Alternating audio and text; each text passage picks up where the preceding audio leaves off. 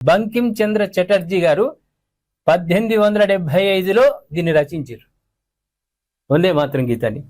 ఆనంద్ మఠ్ నవలలో దీనిలో భాగం చేశారు. ప్రస్తుత కేంద్ర ప్రభుత్వం వందే మాతరం 150వ వార్షికోత్సవాలు చేస్తున్న సందర్భంగా ఈ ఉత్తర్వులు జారీ చేసింది. ఈ నేపథ్యంలో తాజా ఉత్తర్వులు వచ్చాయి. అందులో 6 చరణాలను పాడాలని కేంద్రం పేర్కొంది. ఇదంతా సెన్సార్ అవ్వకుండా వచ్చింది నెహ్రూ అప్పటి నుంచి కూడా. వాటిని 3 నిమిషాల 10 సెకండ్లలో ఆలపించాలి.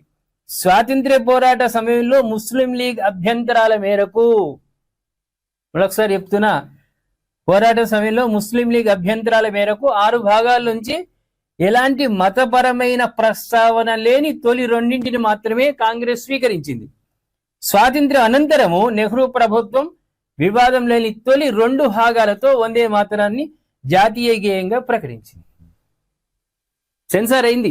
మనం ఆరంభంలోనే చెప్పుకున్నాం, కత్తెరతోటి సెన్సార్ చేసి ఈ మతానికి ఇబ్బంది కావద్దు, ఆ మతానికి ఇబ్బంది కావద్దు.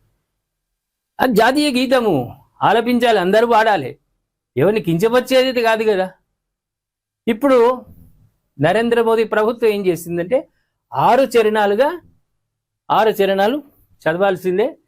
దాన్ని 3 నిమిషాల 10 సెకండ్లలో ముగించే విధంగా చేయాలి. ఈ ఉత్తర్వులు ప్రతి వాళ్ళు ఆచరించాలి. ఈ భారతావని గడ్డ మీద పుట్టిన ప్రతి వాళ్ళు ఆచరించాలి. ఆ గేయం వచ్చినప్పుడు తప్పకుండా లేచి నిలబడాల్సిందే. లేవలేని వాళ్ళు స్టాండ్ పట్టుకొని నిలబడి ఉంటే తప్పేమున్నది? దాన్ని గౌరవించాలి, ఆ గీతాన్ని. దీన్ని అందరూ ఆచరించాలి. ఎవరైనా ఆచరించకుంటే వాళ్లకు 3 సంవత్సరాలు జైలు శిక్ష.